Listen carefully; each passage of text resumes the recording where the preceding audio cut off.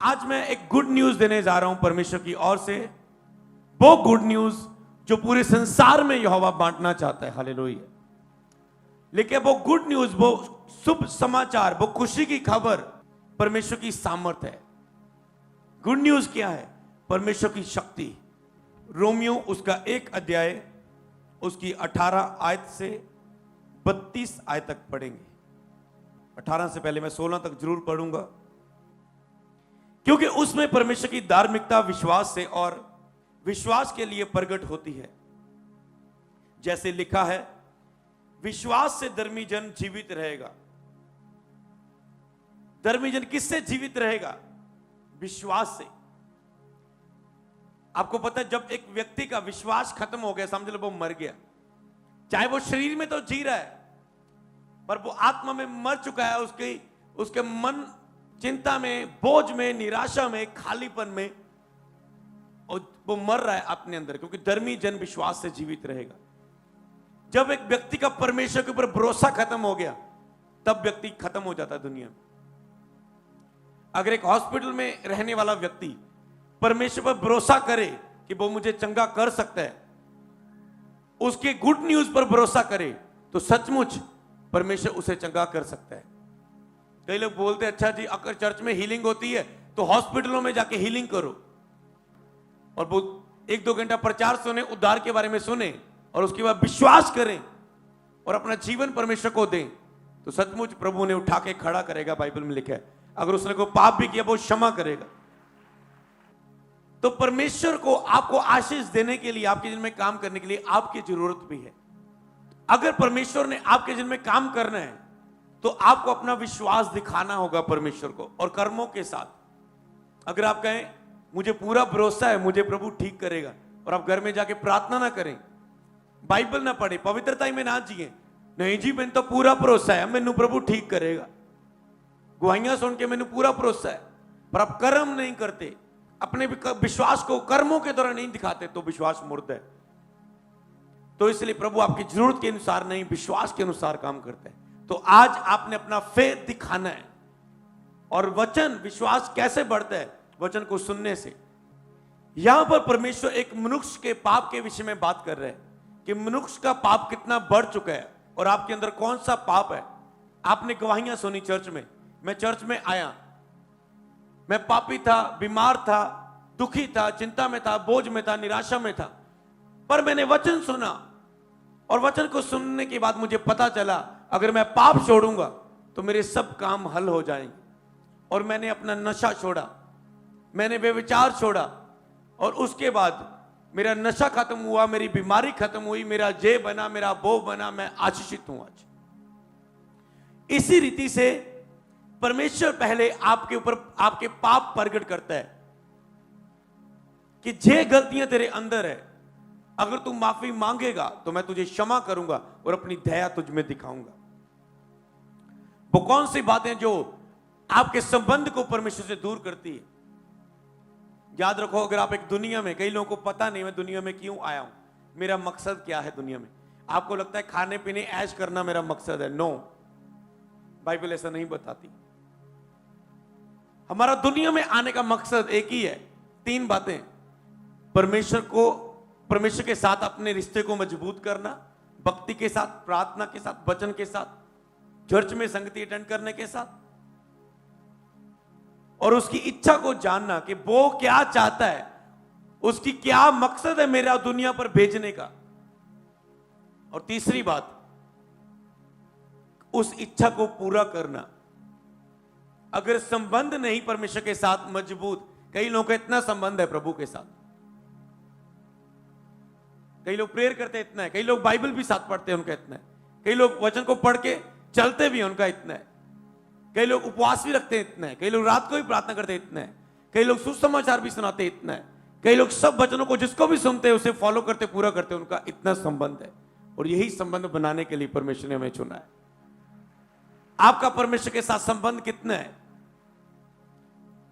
साथ चल रहे हैं, थोड़ा सा भी पाप जिंदगी में आया, आपकी दिशा बदल जाती है, परमेश्वर सीधा जा रहे हैं, आप दूर जा रहे हैं परमेश्वर से, क्योंकि आपकी दिशा टेढ़ी हो चुकी। तो जब संबंध ऐसे मजबूत हो गया प्रभु के साथ, जितना मजबूत संबंध उतनी इच्छा प्रकट होगी कि मैं ये चाहता हूं तेरे जीवन से।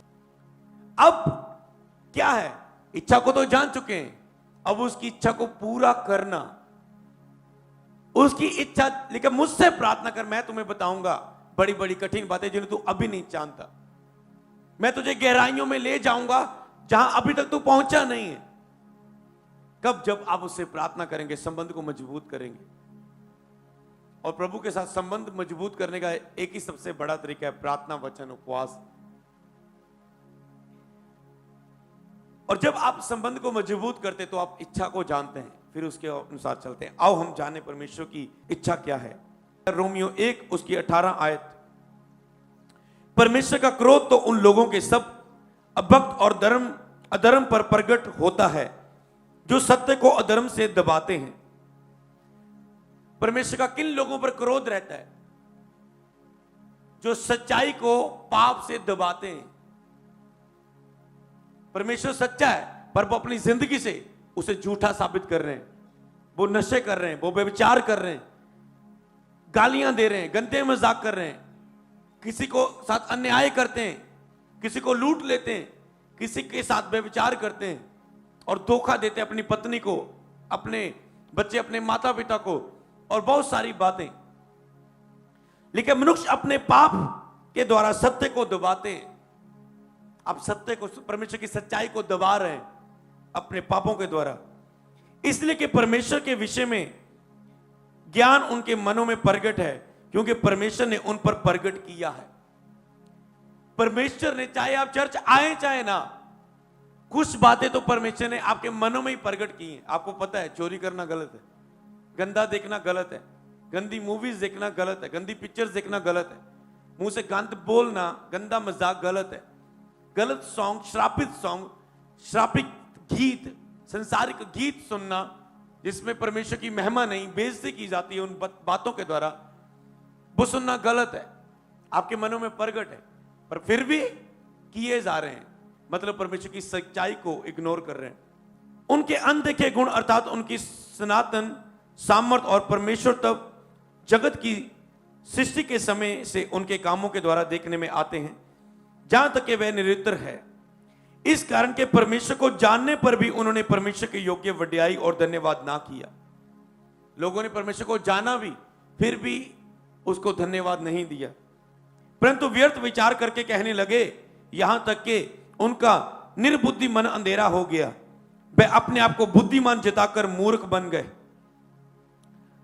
और अविनाशी परमेश्वर की महिमा को नाशवान मनुष्य, पक्षियों, चौपाइयों और रेंगने वाले जंतुओं की सूरत की समानता में बदल डाला।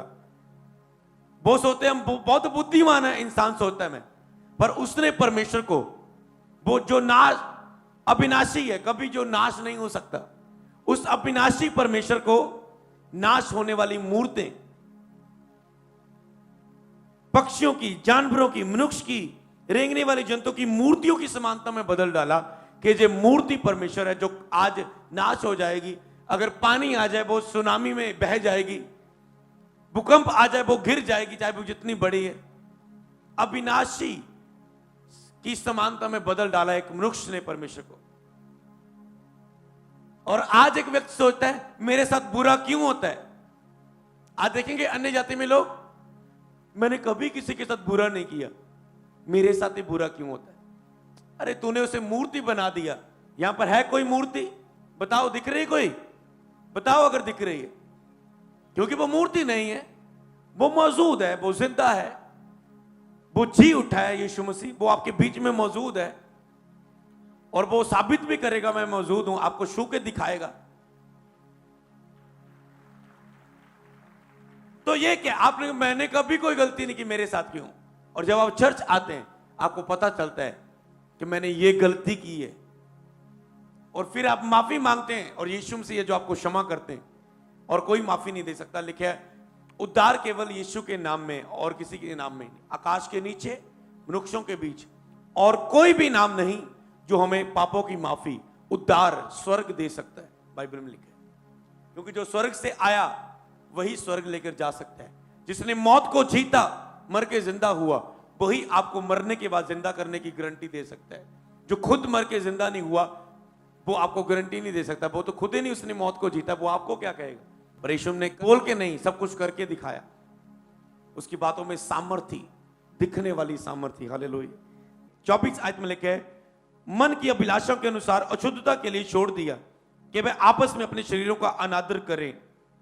परमेश्वर ने, जब पहले इंसान की बात कर रहा हूं मैं, जब इंसान में पाप बढ़ा तो परमेश्वर ने भी उनके हाल पर उन्हें छोड़ दिया। करता ले राज्य के कर पाप, जिस तरह सब उपदेशक भी परमेश्वर ने किया।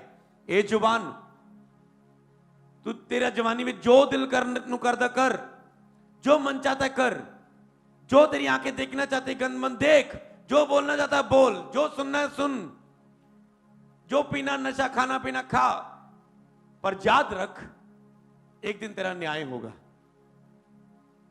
ठीक है, प्रभु चॉइस रखते हैं कि तू करना है कर सब कुछ, पर देख प्रभु को मानना, प्रार्थना करना, चर्च आना आप ही का फायदा है, और ना मानना, वचन पर ना चलना आप ही का नुकसान है, बाद में दुखों बीमारियों में तड़फना।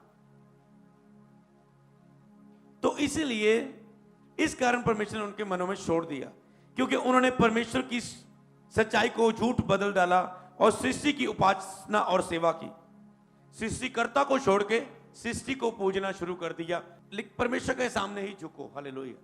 आप मैन ऑफ गॉड से लव कर सकते हैं, प्यार कर सकते हैं, उनका आदर कर सकते हैं, रिस्पेक्ट कर सकते हैं, पर उन्हें परमेश्वर का दर्जा ना दो, परमेश्वर का डर रखो।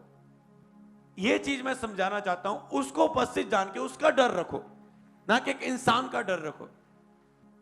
और आगे लिखा है 27 आयत में, वैसे ही पुरुष भी स्त्रियों के साथ स्वाभाविक व्यवहार छोड़कर आपस में कामातुर होकर रहने लगे, और पुरुषों ने स्त्रियों के साथ निर्जल काम करके भरम का ठीक फल पाया।